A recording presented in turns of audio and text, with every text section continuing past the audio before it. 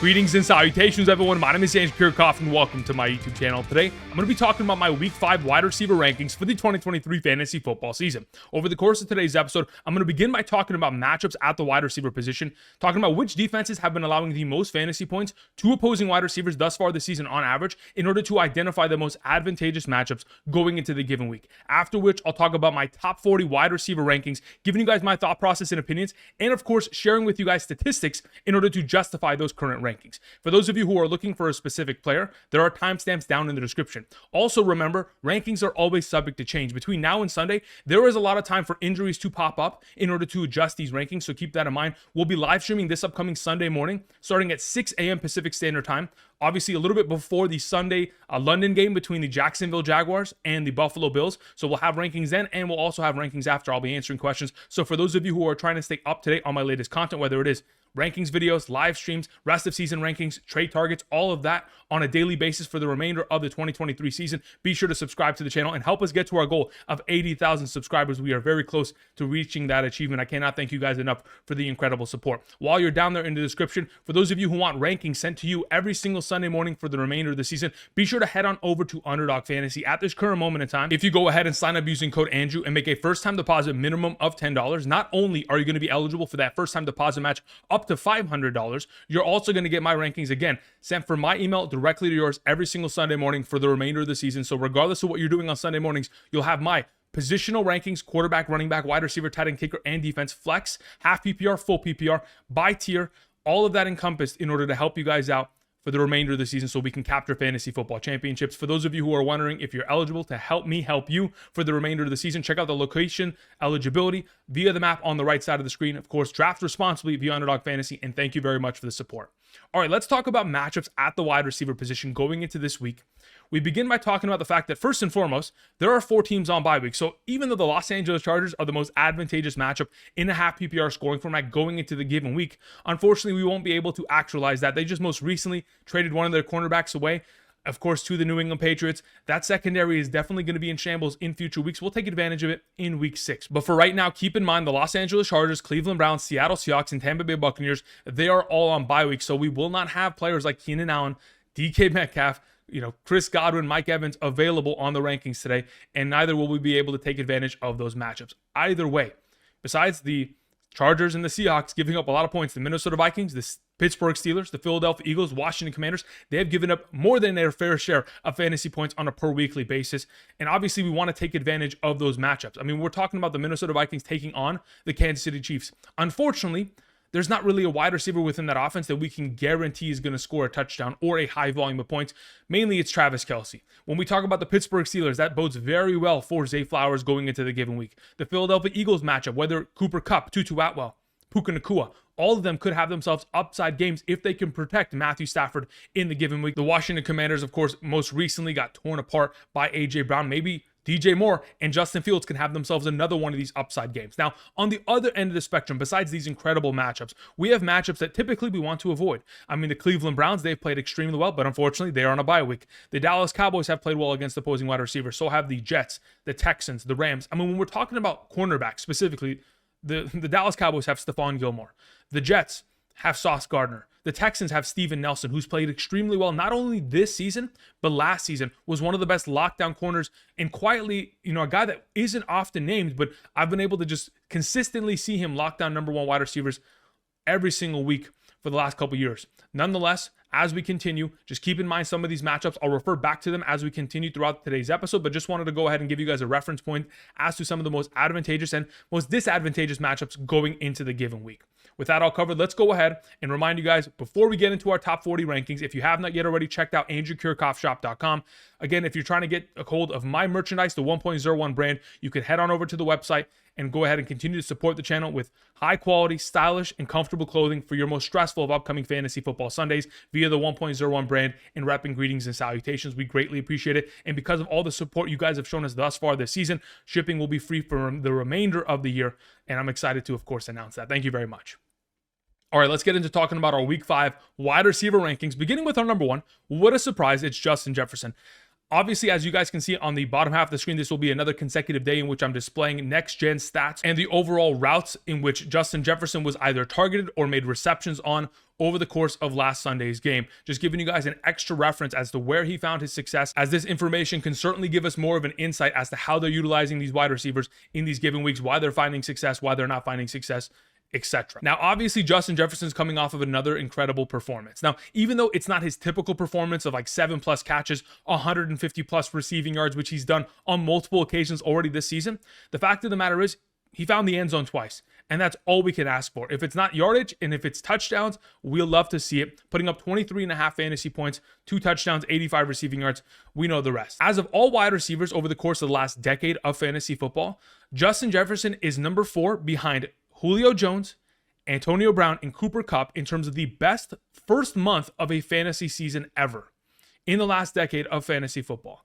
Again, the incredible performances that he has strung together thus far is in the company of some incredible wide receivers that in their seasons, whether it's AB in 2014, Julio Jones in 2015, Cooper Kupp most recently when he won that Super Bowl, that incredible year he had, they all scored over 300 fantasy points within that given year. We're expecting a lot of upside for Justin Jefferson. The fact of the matter is, this upcoming matchup against the Kansas City Chiefs, it is a 53.5 point total implicated via Vegas. So this is going to be a potential shootout, and Justin Jefferson will be obviously heavily involved in the matchup. Moving on to our number 2, we have Tyreek Hill. Tyreek Hill obviously had himself a little bit of a disappointing week, but it happens. Unfortunately, I do find a little bit of an understanding as to what the culprit was to the inconsistency of Tyreek Hill's overall performance. When you go ahead and just look at the game as a whole, Tua Tagovailoa was pressured for majority of that game. When you go ahead and take the isolated statistics of week 4, he was sacked 4 times, there was 5 QB hits, and 9 quarterback hurries. When you take weeks 1 through 3 of Tua Tagovailoa's season thus far, in the first 3 games of the season was only sacked 1 time, was only hit 3 times, and was only hurried 22 times. The Buffalo Bills really did apply pressure. They take on the New York Giants this week. There's going to be very little pressure, if any, for Tua Tagovailoa, and it'll continue to open up the passing game, especially the deep passing game, which obviously Tyreek Hill greatly benefits from. As we all do, we expect Tyreek Hill to get back on track and have himself another incredible game. On number 3 going into this week, as you can see from the next-gen stats, that incredible touchdown where somehow those 2 defenders just didn't want to tackle him or weren't even able to bring him down. He runs down the sideline, has himself a 3-touchdown game. We know that Stefon Diggs has this incredible upside, but truly, the performance of Josh Allen in the last 3 weeks has been unbelievable. Obviously, we all remember week 1 Monday Night Football. Josh Allen throws 3 interceptions, fumbles once, and looks terrible within the overall game. But in the last 3 games, Josh Allen has had a 77% passing completion percentage. He is 72 of 94 passing. That is unbelievably efficient. And now that they go against the Jacksonville Jaguars in London, hopefully there's going to be no jet lag, and we're going to find this offense continuing their stride as they've not only blown out the Las Vegas Raiders, Washington Commanders, but most recently the Miami Dolphins in 3 consecutive games. If they're able to blow out the Jacksonville Jaguars, it wouldn't be a surprise to me. We've seen the Jacksonville Jaguars give up their share of points to opposing number 1 wide receivers. Of course, most recently, Drake London this last week found himself in the end zone. Tank Dell the week prior, 5 catches for 145 and a touchdown. Michael Pittman Jr. in week 1, 8 catches, 97 and a touchdown. Stefon Diggs has himself a lot of upside in the given week. Moving on to our number 4, Davante Adams. Again, Davante Adams certainly can put up great performances regardless of who's playing at quarterback. Obviously, was dealing with an injury last week, and going into this upcoming weekend's game against the Green Bay Packers, this is going to be a revenge game. We will have Jimmy Garoppolo off of the concussion protocol. This all bodes well for him. He takes on his former team in the Green Bay Packers, and the expectation is that there may be a chance that Jair Alexander, the primary number 1 corner who has missed each of the last 2 games for the Green Bay Packers, may not be available in this given week. If he is available, again, these 2 have practiced against each other for year over year, so I'm sure both Davante Adams and Jair Alexander know each other very well, but I'm going to go ahead and lean in the direction with Davante Adams most likely having himself another upside performance in a revenge game. We know that he's going to get double-digit targets. The speculation as to whether he finds the end zone is pretty much the difference maker as to whether he has a great game in an amazing game, and hopefully he'll find the end zone in the given week.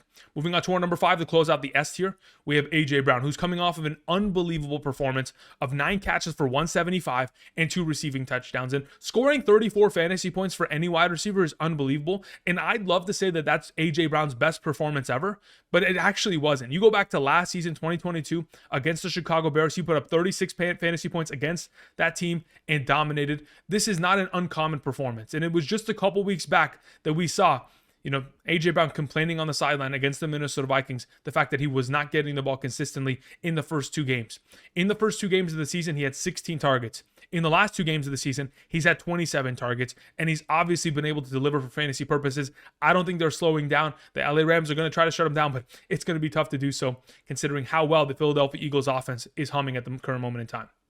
Number 6 is Ja'Marr Chase. Now, speaking of complaining about getting targets, most recently after this blowout in which the Tennessee Titans delivered a beat down to the Cincinnati Bengals, to say the very least, Ja'Marr Chase in a post game interview said, "I'm always effing open." And hopefully that kind of a statement is abundantly clear to Joe Burrow, like, hey, get me the damn ball. We have to really get this offense moving, and it's going to be through me. Obviously, T. Higgins is dealing with an injury. Obviously, running the ball isn't going to be a consistent option, considering this offense on first down is in shotgun for probably 80+% of the overall snaps that they play. If I'm not mistaken, the exact number is about 88%, which again, doesn't bode well when you're not under center and able to run the ball consistently with Joe Mixon. So it's a matter of, can we get Ja'Marr Chase the ball? I mean, just looking at the receptions he made last week when I displayed the next gen stats, and then now this week, Joe Burrow is not pushing the ball downfield. Ja'Marr Chase is not able to make himself those big plays because, again, Joe Burrow is not healthy. And until he can get healthy, it's going to be tough for Ja'Marr Chase. Nonetheless, we just saw Brandon Aiyuk this last week catch 6 passes for 148 against this defense. We're hoping that Joe Burrow will eventually get to a healthy point to allow Ja'Marr Chase to make that next level step and have another unbelievable performance, just like he had just a couple weeks back when Joe Burrow was injured against the LA Rams. Moving on to our number 7, we have Amon-Ra St. Brown. Again, another one of these elite wide receivers. He's played very well this season. He will be lining up majority of his snaps against Jeremy Chin. He is the primary nickel of the Carolina Panthers defense. The Carolina Panthers, despite the fact that they do not have J.C. Horn, in terms of a secondary, they have played relatively well thus far this season. They definitely did slow down Jefferson in terms of his overall yardage production. Obviously, weren't able to stop him in the red zone, but that's a different conversation. Going into this given week, it's just a matter of, can we see Amon-Ra St. Brown, who is primarily lining up in the slot position, have himself incredible upside against the defense that is struggling against outside receivers? I mean, most recently, we have seen Chris Olave, 6 catches for 86 against this defense. Metcalf, 6 catches for 112. Jefferson, 6 catches for 85. The hope is that Amon-Ra St. Brown will still find himself success. All 3 of those wide receivers were able to put together 6 receptions. And speaking of 6 receptions, that's typically a number I like to mention with Amon-Ra St. Brown. The stat typically is in 21 of his last 23 games, he's been able to get himself 6 or more receptions. Unfortunately, this last week, he adds a 24th game to the list, but wasn't able to accumulate 6 catches, only 5 against the Green Bay Packers in a one-sided affair, obviously because of the fact that they were running the ball for majority of the second half. But hopefully, 6+ catches is on the way with touchdown upside. Moving on to our number 8, we have CeeDee Lamb. I understand many of you are frustrated with CeeDee Lamb, but understand this team is just blowing out teams. Week 1 against the New York Giants, it's a blowout. Most recently, this against the New England Patriots, it's a blowout. It is what it is. You are going to have matchups as such, and then you're also going to have matchups in which you take on the San Francisco 49ers, and it may be a negative game script. And the last time CeeDee Lamb took on this defense in the NFL playoffs, he had 13 targets, 10 catches, 117, and 16.7 half PPR fantasy points. There is a potential in which it'll be difficult to run the ball for the Dallas Cowboys because obviously they're dealing with a lot of offensive line injuries. And if it's going to force Dak Prescott to sit in the pocket and deliver it to his number 1 wide receiver option, I'm expecting a lot of success. We just saw Michael Wilson and Marquise Brown find themselves a lot of success against the secondary. Why not CeeDee Lamb? All right, let's move on to our number 9 wide receiver. We have Cooper Kupp.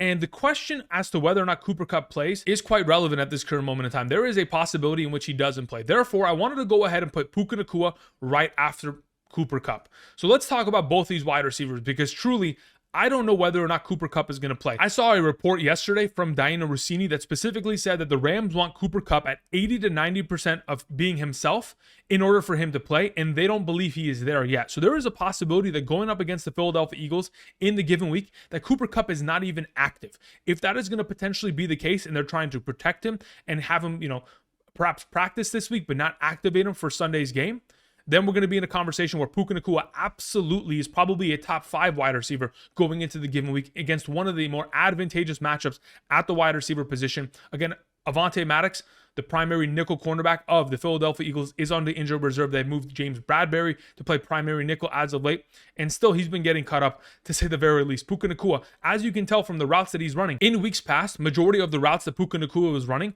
was a lot of crossing routes, a lot of short yardage routes, very close to the line of scrimmage in order for Matthew Stafford to get the ball out of his hands quickly. But as of late, specifically against the Indianapolis Colts, they allowed him to really get into his own bag and get that Cooper Kupp route tree out there and really dominate. So if Puka Nacua is not going to have Cooper Kupp on the field, he's a top 5 prospect. If Cooper Kupp is active, both these guys will be in the conversation of being potentially top 12 to 15 wide receivers. Tutu Atwell, who is not mentioned over the course of today's episode within a given ranking, because again, there is still a lot of speculation as to what we're going to witness within the given matchup as to whether or not Cooper Kupp is active. Again, a lot of speculation. But the fact of the matter is, if Puka Nacua is active without Cooper Kupp, remember, Puka Nacua just set the record for most receptions in the first 4 games of a season by a rookie wide receiver. He just surpassed Anquan Boldin's record. He is surpassing incredible wide receivers, Hall of Famers, and he's putting together incredible performances. So we're just going to hope to get a little bit more clarity before we get to, Friday, Saturday, Sunday as to what we're going to see from this Rams offense. Moving on, let's go ahead and let's talk about Brandon Aiyuk. Again, this last week, Deebo Samuel was dealing with an injury. The expectation was that he was going to be active. He was, in fact, active, but he was used as a decoy. In the last 2 healthy games in which we've seen Brandon Aiyuk participate for the San Francisco 49ers, I don't consider week 2 a healthy game. He obviously was, injured early in that game and really struggled for the remainder of it. If you go ahead and look at weeks 1 and week 4, ultimately, this man's had either 8 catches, 129 and 2 touchdowns against the Steelers, or most recently against the Arizona Cardinals, 6 catches for 148 receiving yards. He has been putting up incredible performances, and the likelihood is he will be lining up against Stephon Gilmore, but this offense knows how to get the ball in their receivers' hands and make plays after the catch, as they obviously do, allowing Brock Purdy to just play a comfortable game. I mean, Brock Purdy very seldom has incomplete passes. He's playing extremely well this season, and of course, Brandon Aiyuk is helping him achieve that. Moving on to our number 12, we have Chris Olave, who quite frankly only had 1 catch for 4 yards, 0.9 half PPR fantasy points. An anomalous performance if we were going to go ahead and deem it something. Obviously, Derek Carr coming back from the shoulder injury, the AC sprain, maybe he prematurely returned, but nonetheless, there were still 6 targets sent in the direction of Chris Olave. A lot of those incomplete, whether they were on target, off target. Obviously, there is some struggles that were within this entire offense. They pretty much got blown out by the Tampa Bay Buccaneers. But if, in fact, we're going to get Derek Carr at a healthy position and Chris Olave is going to go back to being himself, weeks 1 through 3 was able to get double-digit targets in every single individual game. They're taking on the New England Patriots, who obviously have a lot of secondary injuries. Not only do they have injuries that have been sustained by Christian Gonzalez, the rookie cornerback that they drafted, of course, this offseason, Jonathan Jones, Marcus Jones, Jack Jones, and Isaiah Bolden, all 5 DBs of this team dealing with injuries.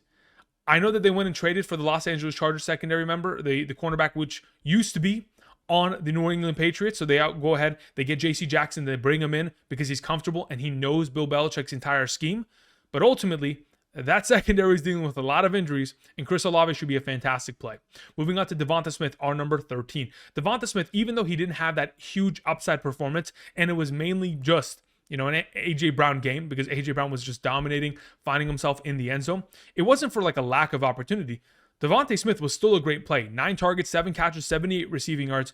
Overall, a fantastic performance. But if, in fact, we're going to see A.J. Brown hauling in 27 targets in the last 2 games, it is abundantly clear that teams are going to begin to start double teaming him as much as they possibly can. And even though you can go back to last year, point out the Pittsburgh Steelers game in which he was getting triple cover the whole game, and he still went for over 20 fantasy points, I get it. A.J. Brown is one of a kind, but it is going to open up more opportunity for DeVonta Smith as we continue.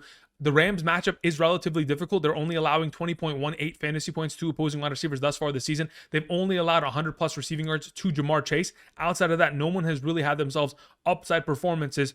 Therefore, it is going to be a little bit of a struggle, but considering all the weapons the Philadelphia Eagles have, I think DeVonta Smith could have himself another great game here.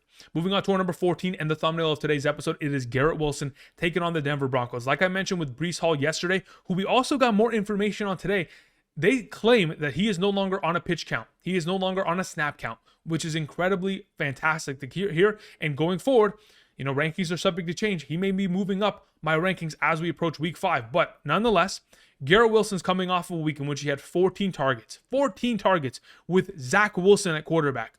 Zach Wilson obviously was extremely efficient and looked far better as a quarterback than he is ever in the National Football League on Sunday night against the Chiefs, primetime television. If we can continue to see Zach Wilson at that capacity, at that caliber for the remainder of the season, I mean, Garrett Wilson is going to be an incredible wide receiver. We know he's going to get the opportunities and he'll be able to deliver with the overall receptions that he makes. And with all the revenge game conversation that will be on board going up against the Denver Broncos, Sean Payton, the obvious comments that he made against Nathaniel Hackett this offseason, again, Garrett Wilson's going to try to play as well as he can for his offensive coordinator, for his coach. Most recently, we've seen a lot of wide receiver ones dominate against his secondary, specifically DJ Moore, 8 catches, 131 and a touchdown. Terry McLaurin, 5 catches, 54 and a touchdown. Tyreek Hill, 9 catches, 157 and a touchdown. Even Jakobi Meyers had 9 catches, 81 and 2 touchdowns in that given week 1 game against the Denver Broncos. Their secondary is in shambles. Garrett Wilson should have himself an incredible game. Moving on to our number 15, Nico Collins. It's just, you can't not play him. At this point, in the last 3 big games that Nico Collins has had, week 1, 2, and 4. Week 3 was pretty much a Tank Dell game, but ultimately in weeks 1, 2, and 4, where he had a vast volume of overall targets, 29 targets in those 3 games combined, 20 catches, nearly 400 receiving yards, and 3 touchdowns in those 3 games, averaging 22.47 fantasy points per game and a half PPR.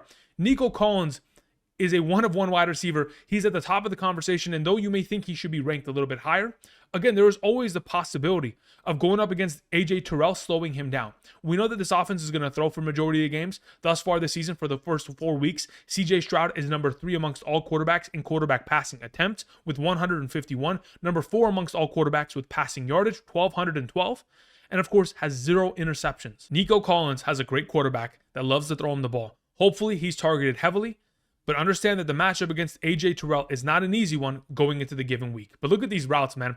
The guy ran a hitch and go and obviously made a huge play, making plays down the sideline, crossing routes, doesn't matter. They're lining him up and finding him open in a lot of scenarios, whether it's down the field, whether it's behind the line of scrimmage, or whether it's out wide. CJ Stroud is finding him open, and he's finding a lot of success. Moving on, let's talk about our number 16 to close out the B tier. Again, we're getting tight there at the very end. We have DJ Moore.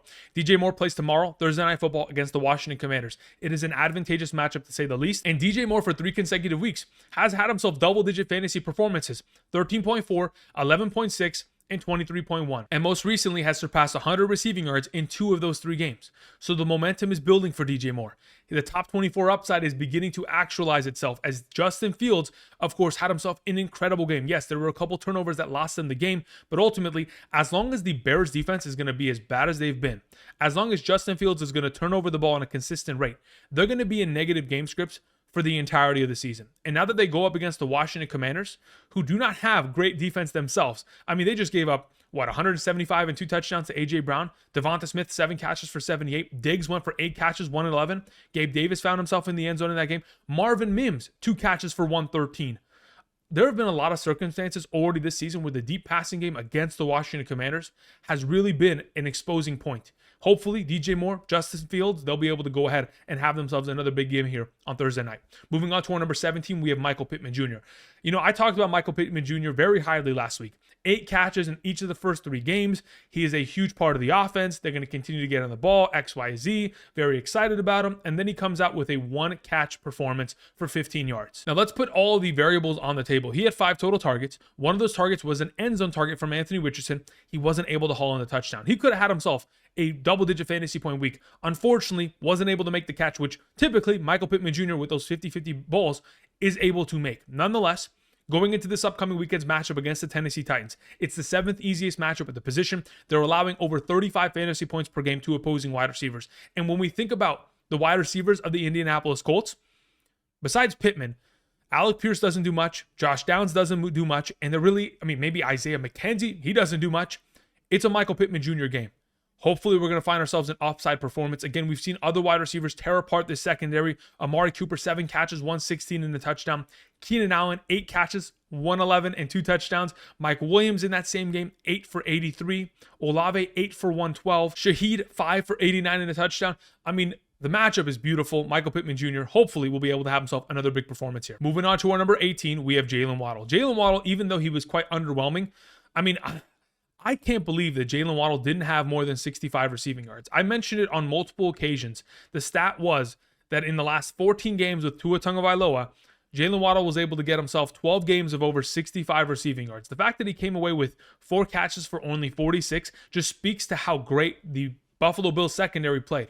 They did not allow any deep ball, overall receptions. They really bottled up this offense, and it certainly showed. Now, going into this upcoming weekend's game against the New York Giants, inexperienced secondary members, 2 of their starting cornerbacks are, of course, rookies. Outside of that, it's Adoree Jackson, which, of course, can be taken advantage of. We have seen that whether it was last year or already thus far this season. There is an expectation that Jaylen Waddle should be able to get back on track as a huge part of this offense. Like I mentioned with Tyreek Hill, a big part of this offense struggling on Sunday was the fact that they weren't able to protect Tua Tagovailoa in the game. They gave up 4 sacks, 5 QB hits, and 9 quarterback hurries. In the 3 prior games, only gave up 1 sack, 3 quarterback hits, and 22 hurries. There was a huge dynamic change, and hopefully against the New York Giants, which their pass rush has not been great this season outside of Thibodeau, there's an expectation that Tua should be clean, and of course delivering the ball downfield to Waddle.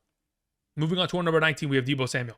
I don't know if he's fully healthy. The fact that he came away with 0 catches, 0 targets, and really just did nothing for this offense isn't a big surprise per se. There is oftentimes that you will see in the National Football League players who are not fully healthy utilized as decoys, and that's pretty much what they use them as, a decoy to allow Christian McCaffrey and, of course, Aiyuk to carry the team. And that's what they did.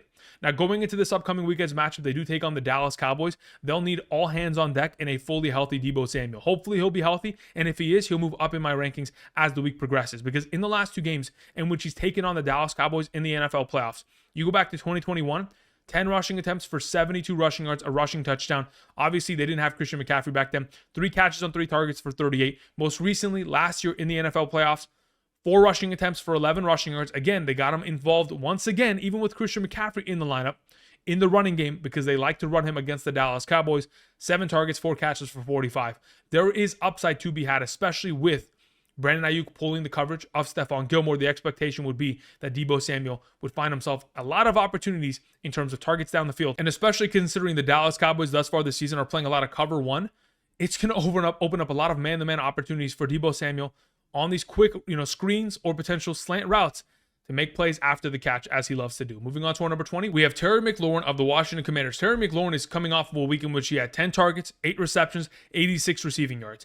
With Sam Howell, even going back to last year, that's the most targets that Terry McLaurin has had in the game, which is incredible to see. We're gaining momentum, and now that you have an opportunity of taking on the Chicago Bears, who will not potentially have Eddie Jackson, Jalen Johnson, Kyler Gordon, and Josh Blackwell, that's 4 of their starting DBs over the course of the season already. If you're going to be missing those players, there's going to be a huge opportunity for the receiving core of the Washington Commanders, Sam Howell, to put themselves in positions to have a great performance. I mean, 3 of the 4 quarterbacks that have played against the Bears defense this season have thrown for 3 or more passing touchdowns. Why not Sam Howell coming off himself another great week against the Philadelphia Eagles defense? You'll have a far easier opportunity against the Chicago Bears.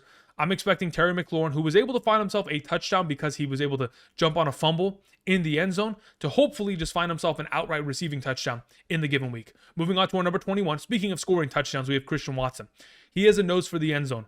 It was obviously apparent, despite the fact that he was limited in terms of overall snaps on a pitch count, playing 46% of the overall snaps on last Thursday's game against the Detroit Lions. He was still able to find the end zone, 2 catches for 25 and a touchdown, 9.5 fantasy points. If you're going to continue to score touchdowns, which I'm expecting the receivers of the Green Bay Packers to do, because thus far this season, Green Bay Packers wide receivers have averaged 149 receiving yards and 1.75 receiving touchdowns per game as a room.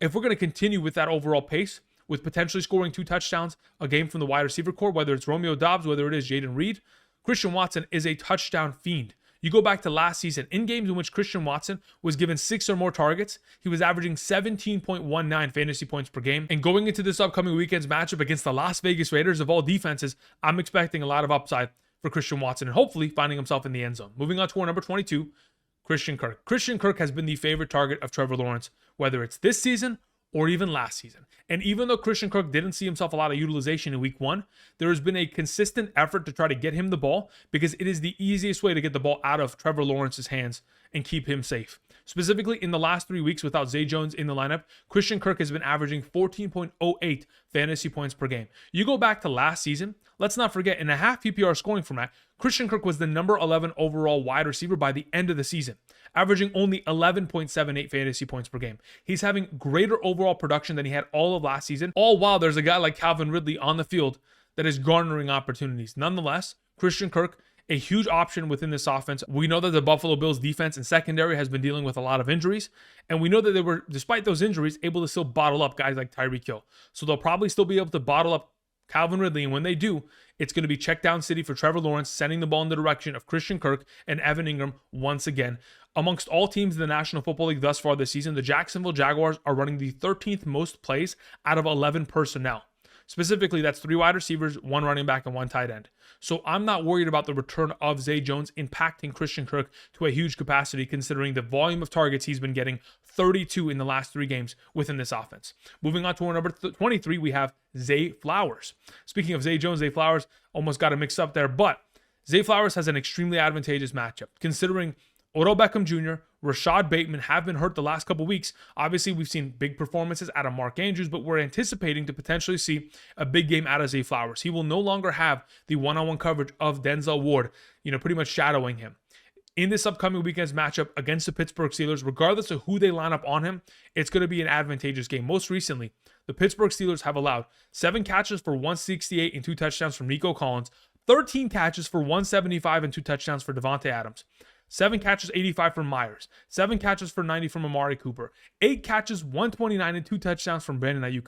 Number 1 wide receivers are dominating against this secondary. I'm expecting a huge performance, especially considering Zay Flowers is not leaving the field, played 98% of the offensive snaps on last Sunday's game against the Cleveland Browns. Moving on to Calvin Ridley, our number 24. Calvin Ridley quite literally only had 2 targets, luckily was able to make both the receptions.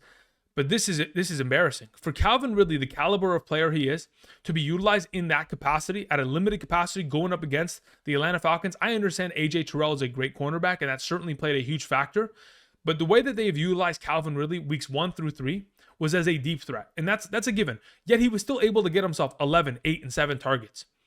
The question is whether or not Calvin Ridley is going to be expanded in terms of his role, or whether they're just going to continue to make him this deep receiving threat. And the expectation is, yes, he's going to continue to be this deep receiving threat. A 12.7 ADOT in terms of average depth of target down the field, and having himself a 22.2% deep target rate, there is a obviously concerted effort to make sure that he's the deep receiving threat within this offense. He's got himself end zone and red zone targets galore this season, which are extremely valuable. But the fact of the matter is, if you're only getting yourself a couple catches and you really make or break for a touchdown, I mean, he pretty much is like Gabe Davis at that point, which hopefully isn't going to be the case. You'll see more volume of targets, especially considering Tre'Davious White is out for the remainder of the season. That's the number 1 cornerback for the Buffalo Bills. It'll open up opportunities for Calvin Ridley. Moving on to our number 25, DeAndre Hopkins. DeAndre Hopkins takes on one of the easiest matchups at the position, the Indianapolis Colts. It's the 8th easiest matchup. They're allowing 35.08 fantasy points per game. DeAndre Hopkins obviously had himself his fair share of performances against the Indianapolis Colts when he used to be a former member of the Houston Texans. When you look at the last 5 career games in which DeAndre Hopkins had against the Colts, he had a vendetta against them. In each of those 5 games, was able to score 1 touchdown minimum. Had himself incredible performances, and I don't think it's going to stop here. With Treylon Burks missing practice earlier today, the expectation is that this Tennessee Titans team is going to have to throw the ball. Obviously, Derrick Henry dominates. He's had himself his fair share of great performances in the last, 6 healthy games against the Indianapolis Colts, 100-plus rushing yards in each of those games. I'm hoping for a high-scoring event between these two teams and for DeAndre Hopkins to get more targets within the given matchup. Hopefully, that flea flicker, as you can see from the graphic, just barely out of his overall reach, but there could have been a nice 60-yard touchdown grab from DeAndre Hopkins this last week. Moving on, let's go ahead and talk about our number 26. We have Jakobi Meyers. Jakobi Meyers, in the 2 healthy games he has played with Jimmy Garoppolo, has consisted of 9 catches on 10 targets, 82 and 2 touchdowns in week 1 against the Denver Broncos. That's nearly 25 fantasy points. And most recently in week 3, 12 targets, 7 catches, 85 receiving yards for 12 fantasy points and a half PPR. Regardless of the matchup on hand, the expectation is that if Jair Alexander is going to be healthy, they're going to be triple covering Davante Adams. It's only going to open up more for Jakobi Meyers, but if Jair Alexander is also going to potentially miss another consecutive week, they're going to have to triple team Davante Adams anyway in order to slow him down, which is only going to open up more opportunity for Jakobi Meyers with Jimmy Garoppolo under center to have himself another great performance thus far this season.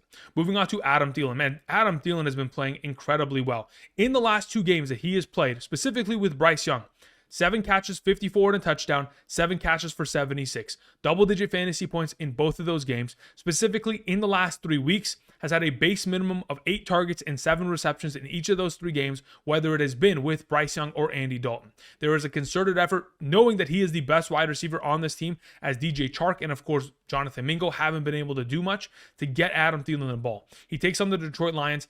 Over the course of his entire career with the Minnesota Vikings, again, he had an opportunity of taking on that secondary twice a year, every year. Last season, in the 2 games against that defense, 15.1 fantasy points, 16.0 fantasy points. I'm expecting a huge game here from Adam Thielen, but I'm going to have an overall conservative ranking from him because, again, I'm not expecting him to score a touchdown like he did in both the games against the Detroit Lions last year, but I am expecting him to probably get another one of these games in which he's getting 7 catches, over 60 receiving yards, and a great overall play.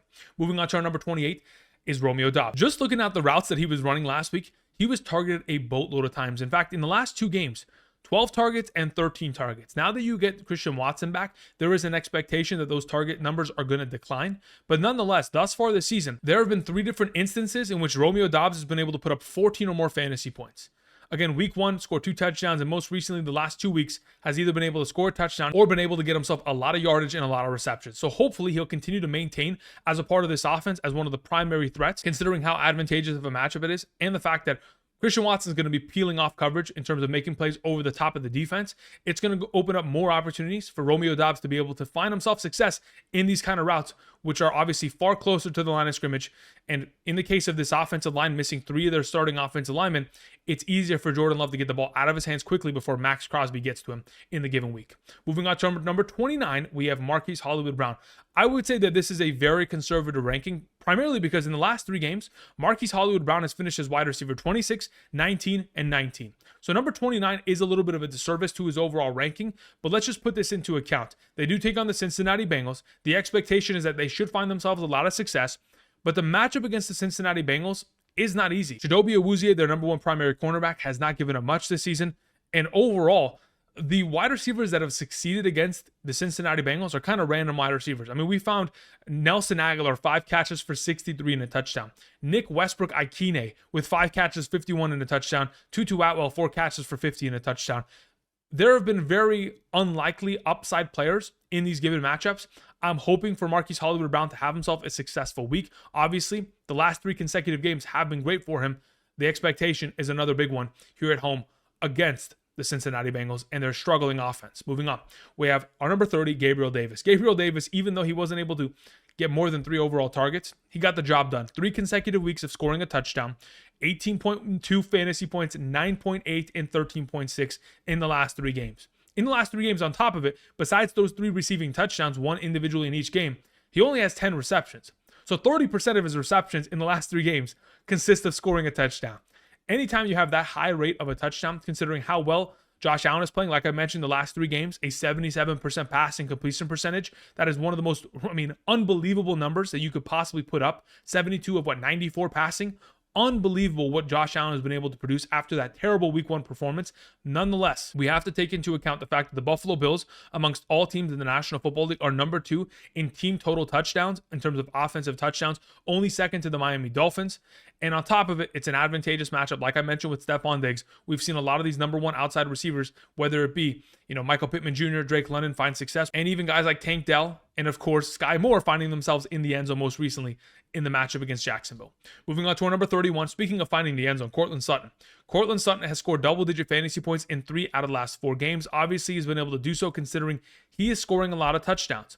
Specifically, amongst all receiving options on the Broncos, he leads them in all red zone receiving statistics, whether it is targets, receptions, receiving touchdowns, etc. Amongst all players in the National Football League, he is number 8 in terms of total red zone targets, which is incredible. As long as Russell Wilson continues to prefer him down in the red zone, he's going to find himself a lot of potential upside. The scary thing is, the Jets are the 3rd worst matchup at the position. They're allowing the 3rd fewest points, only 18.9 fantasy points per game to opposing wide receivers thus far this season on average. The expectation is that if, in fact, Courtland Sutton was to find the end zone, he'd be another double-digit fantasy play. But outside of that, it is going to be tough to trust him with the coverage that the Jets are providing. Moving on to our number 32, T. Higgins. T. Higgins did not practice today. He is shot all the way down to my number 32 because I am primarily worried that we're going to have one of those T. Higgins games where he's going to be active and he's not going to play a single snap. You guys remember that there were 2 occasions last year where T. Higgins, I'm going to play. He plays literally 1 snap or 2 snaps, and then he stands on the sideline for the remainder of the game. I'm worried that because the Cincinnati Bengals have done that in the past, that they could potentially once again do it. and really hurt our fantasy upside. So I'm going to be very cautious with T. Higgins. This may be a Tyler Boyd week if, in fact, Joe Burrow can find some upside within that offense that has looked awful thus far this season. Moving on to our number 33, we have Tank Dell. Like I've mentioned, in regards to Nico Collins, Tank Dell's going to have himself those blow-up performances. There are going to be weeks in which Nico Collins is double covered considering how much success he has found thus far this season. I mean, 29 targets in those 3 major games that Nico Collins has put together. This last week, Tank Dell obviously was a second option, only 3 targets, 1 catch, and 16 receiving yards. But going into this week with A.J. Terrell covering Nico Collins, there is an expectation that Tank Dell can get back to his week 2 and week 3 production with improvements from the offensive line, with obviously Titus Young coming back from the injured reserve, their starting right tackle. That'll continue to protect a guy like CJ Stroud. Laramie Tunsil should be returning. If the tackles for this offense are healthy and will allow CJ Stroud to stay upright, a quarterback who's been number 3 in total passing attempts, number 4 in terms of total passing yardage, 0 interceptions, the expectation is that Tank Dell should find himself a great performance. Moving on to our number 34, Jerry Jeudy. Again, even though Jerry Jeudy has found himself success going back to last season against the New York Jets, 11 targets, 7 catches, and 96 yards with Brett Rippon as their starting quarterback, there may be a completely different kind of chemistry within this offense. It looks like Courtland Sutton is the go-to guy down in the red zone. And if Jerry Jeudy's not going to find himself that touchdown upside, and on top of it, isn't going to see himself a greater share of overall targets in a game in which this team was down double-digit points very early in the contest, when Jerry Jeudy's not getting himself more than 5 targets in a singular game, it is very worrisome, especially going up against a difficult matchup who has allowed the 3rd fewest points to opposing wide receivers. I'm not extremely excited about the potential of Jerry Jeudy in the given week, but I know he has the potential. We've seen it in the past. He just needs to get the opportunity from Russell Wilson to be able to find that upside performance. Moving on to our number 35, we have Michael Thomas. Again, even though Chris Olave disappeared, Michael Thomas wasn't great either. Only 4 catches for 53. Derek Carr has to be healthy. And if he's not, at least get Jameis Winston in there. Because when you go up against the New England Patriots this week, when they have no Jack Jones, Marcus Jones, Jonathan Jones, Isaiah Bolden, Christian Gonzalez is injured. They're only just bringing in J.C. Jackson via trade as of today. Their secondary is in shambles. And if you want to take advantage of it, you got to have a healthy quarterback. We're going to hope that Derek Carr can get a full stream of practice over the course of the week, because if he's able to, Michael Thomas will be a far better play within the given week. Moving on to our number 36, it is Jordan Addison. Again, Jordan Addison is a boom or bust player, but luckily this week they do take on the Kansas City Chiefs. The implicated total of points is 53.5. The expectation is a shootout. Again, from weeks 1 through 3, he was able to find the end zone twice, and even though his overall target share, his snap share, all of that isn't at the highest overall potential, especially when you consider that KJ Osborne is playing more snaps and scoring just as many touchdowns. The potential of Jordan Addison finding himself another upside performance is going to be rare. But hopefully the matchup can lend to that overall upside. Last week's performance was really lackluster. Obviously, the secondary coverage of the Carolina Panthers played a huge role within that. He had 1 target early in the game, which was an incompletion, and then had a target way later in the game that led to an interception. Hopefully, Jordan Addison can get back on track and find himself a great performance. Moving on to our number 37, we have George Pickens. I heard earlier today that Kenny Pickett may play. And if that's going to be the case, we'd love to hear that, because Kenny Pickett healthy will certainly help George Pickens in comparison to Mitchell Trubisky. That being said, they do take on the Baltimore Ravens. The pass rush is going to be heavy, and it's just going to be a matter of Kenny Pickett, can they go ahead and develop this offense and find themselves in a better position? I mean, last year against the Baltimore Ravens, George Pickens was able to get himself 3 catches for 78. Okay, that's a decent performance, but that's not the numbers that we want to see. When George Pickens is only catching the ball 3 to 5 times per game, you're never going to really have that overall upside. Maybe we need Deontay Johnson to return to really find ourselves a great performance for George Pickens, when he's facing lesser overall cornerback coverage. But at this current moment in time, it's tough to trust him. That's why I have him at number 37. Number 38 is Jahan Dotson. Found himself some sign of life. Left the game early with an ankle injury, then returned and scored the game-tying touchdown. If there's a potential in which Jahan Dotson can find himself upside in the given Thursday night matchup, considering the fact that the Bears have allowed 3 passing touchdowns in 3 out of the last 4 games to opposing quarterbacks, there's a potential in which Sam Howell can look in the direction of Jahan Dotson, who had 9 total targets. Curtis Samuel's dealing with an injury and was limited today in practice while Jahan Dotson was at a full capacity. That is why I have Jahan Dotson in this conversation. Moving on to our number 39, we have Zay Jones. Zay Jones was limited at practice. There is an expectation that he could end up playing. Week 1, 5 catches on 7 targets, 55 yards and a touchdown. Played more snaps than Christian Kirk. But like I mentioned earlier with Christian Kirk, This Jacksonville Jaguars team, they're running 11 personnel, the 13th most time amongst all teams in the National Football League. A lot of 3 wide receiver sets, and that is only going to continue. If Zay Jones is back in the lineup in a negative game script against the Buffalo Bills, considering how well that offense for the Buffalo Bills is playing, the expectation is a lot of passing in the second half, and of course, Zay Jones finding himself potential value in those overall opportunities. The final player I wanted to mention is Drake London to close out our top 40 wide receiver rankings. Drake London is taking on Steven Nelson in the given week in terms of primary coverage. That is not an easy matchup, to say the very least. The Houston Texans typically give up majority of their statistics on the ground to opposing running backs. Against opposing wide receivers, very rarely are we going to see super high upside performances.